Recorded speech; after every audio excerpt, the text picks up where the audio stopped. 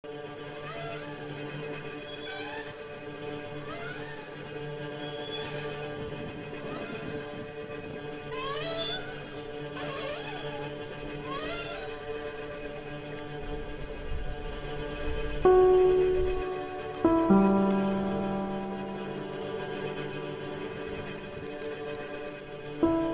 you have just seen happens every day. However, it happens online and completely without your knowledge. Without the precaution of using privacy settings available to you on social media websites such as Facebook, Instagram and Twitter, your information and images can be easily taken and shared amongst a huge platform. The aim of this documentary is to educate everyone on this ever-increasing danger that affects the people who do not make use of the privacy settings and thus persuading them to do so. It was all about who had more friends just to give off an impression that they're cool or well known. My story began with online friendships and went all the way to online dating and relationships. Many guys added me on Facebook and I'd accept, not knowing that it may lead to dominant problems in the future. Meeting off this one guy and just having some sort of click led to me having a relationship based on social media with him.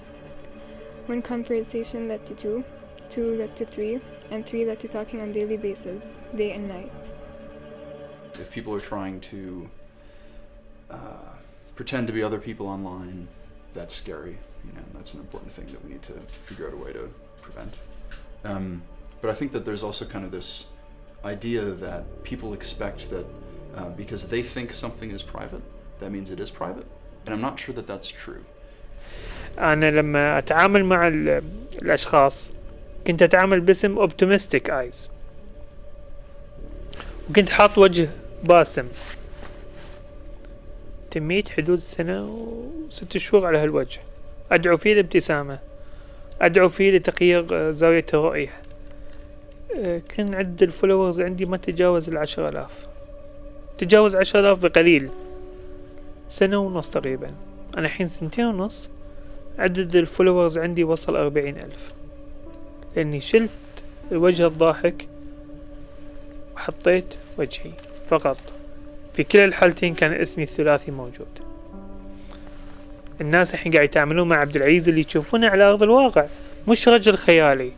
قاعد يتعاملون مع إنسان ممكن يتعاملون معه في العمل، في الحياة، في المحلات، ممكن يشوفونه هو في الأماكن العامة، فقاعد يتعاملون مع إنسان حقيقي.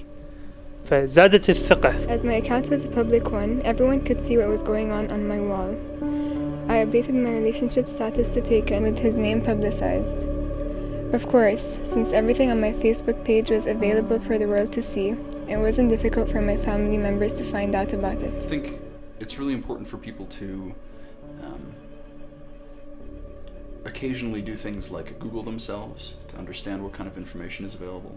I think it's important for people who are young to sort of, when I was young, we learned typing in school, and everyone by now knows how to type of their own volition when they're young, and you can do all sorts of cool stuff on the internet. And instead of like a typing class today, it'd be nice to have something like a privacy class where you can say, all right, look, here are the consequences of what you're doing, and here's some things here are ways to find out whether or not information you're putting out is staying private or not. So it's really important that that should happen, and how that's going to happen is who knows, but that might be one way. When I was younger, I could make terrible mistakes, and pictures could be forwarded around school about me, but they'd be like physical things that you could like actually collect and tear up and stuff. But the problem with digital stuff, or the benefit really too, is that once something becomes private or becomes digital, you can infinitely copy it. And it's extraordinarily powerful that can happen, because it helps a lot of ways that we give information back and forth to one another. But it also means that for privacy, if something becomes not private, it's always public. So if you expect privacy and then a company's decisions change and things become less private, you have no recourse really. That's going to have happened, and that information is forever out there. So what does that mean? I think that if you're talking about what it means not to have the same amount of privacy, it means that you should consider the way you act online differently. If you, I think I was reading something about this the other day, and the great comment was, if you're doing something and there's a record of it, and you don't want your grandmother to see it on the New York Times front page, you shouldn't be doing it. And I kind of feel like that applies to, I know that's really a cheesy thing to say, but I think it applies to the way that if you're putting something out on a service like that, you should expect that more people are going to see it than you plan for. And as long as you're happy with what's out there, that's great. And social media is a great way to communicate with people and promote your own brand and get some information out and connect with people, and that's really cool. But controlling that, knowing what you're going to want out there in 10 years is hard.